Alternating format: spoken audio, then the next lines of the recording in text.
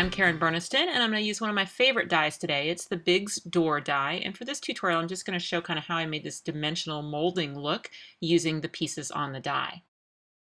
For my card, I went ahead and inked up a piece of white cardstock to make it a brown color, but you could have just started with some brown cardstock, and then I'm going to overstamp that with a wood grain stamp. Now I'm going to get the door die out, and I'm going to put my wood grain over the top of the die, and then also a piece of black cardstock, and then I will make my sandwich, run that through the Big Shot machine. Now there are several pieces on the die, including a little wreath and some pieces to make the handle of the door, and then everything that you need to actually make the door itself. And so those two pieces are connected. There's a frame and a door with a hinged piece. Now for my wood grain one, I'm going to go ahead and cut that apart. So I'm going to cut right at the score line and get two pieces. What I'm doing for this card is I'm going to let the black door that's going to be underneath, that one's going to stay solid and it's going to be my functioning door. And then the wood grain one is just going to add a lot of detail and dimension to the door. So the first thing I'm going to do is take a craft knife and a ruler, and on the door frame that has the wood grain texture, I'm actually going to trim a little bit away on the inside. Then I'll go ahead and use pop dots to add that frame over the top of the black one. And what that'll do is it'll just leave a little bit of a border on the inside. That will be both decorative and functional because the door will be able to open even with those pop dots under the frame. On the door itself that has the wood grain texture, I'm going to place the paneling pieces on there and hold them just so I can trace around them with a Sharpie pen.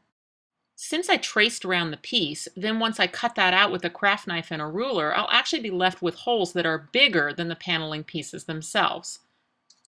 Now I'd like to create that little dimensional molding look on the edge of my paneling pieces. So I'll just do that with a scoring tool and a ruler, and then I'll just kind of freehand trace some score lines around the rounded ends. And then I'm just going to ink those to bring out those little score lines. Then I'll take my scissors and just cut some slits in from the corners through those little areas of score lines so that I can fold them down, and that's really going to give me that dimension that I'm looking for to make it look like molding. Now I'm just going to repeat that with the two small panels as well. And once I have all of those pieces together, now I'm ready for assembly. Once again, I'll use some pop dots. What I'm looking to do is line up the wooden door on the black door so that the opening side is exactly lined up perfectly. What that'll do is that'll leave me that little black border around the outside of the door. Now the little paneling pieces are also going to be used on pop dots, and they'll go right in those centers. Because I trimmed those holes a little bit bigger than the paneling pieces, I am going to see some black showing through as a border around those molding pieces, so that's going to really enhance the look. Now I'm going to just glue on my little handle pieces, and then I'm ready to add this to a card. I've stamped a greeting onto some white cardstock, and I have two new framelit sets, and I'm going to choose the one on the right there, the Funky Label framelits, which has one that happens to surround that stamp just perfectly and fits nicely inside the door.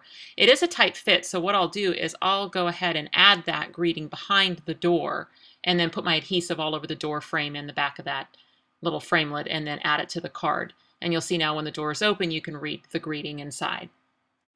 The door die also comes with a wreath piece, and what I've done for this particular card is I stacked up 4 pieces of pattern paper and die cut them all at the same time. It is a steel rule die.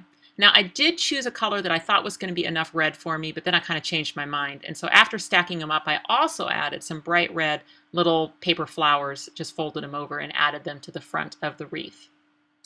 A mat in front of the door is always kind of a fun look, and so all I've done is just cut a rectangle, and then I'm just going to trim one side at an angle, angling towards the door, flip that triangle over, and that's what I'm going to use as my guide to make sure that the other side is at the same angle.